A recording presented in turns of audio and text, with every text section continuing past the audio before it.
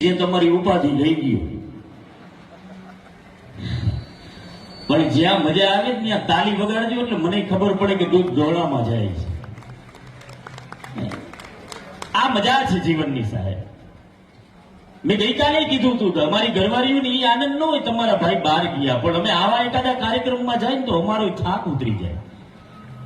સવારે 5 વાગે ઘરે જાય ને બેન દરવાજો ખખડાવી તો ઘરવાળી હાથમાં તપેલું લઈને દરવાજો ખોલે, એને એમ કે દૂધ વાળો આવ્યું. મારે કેવું પડે તપેલું મૂક, આ તેલના ડબ્બા કરીને ઘરવાળો આવ્યો.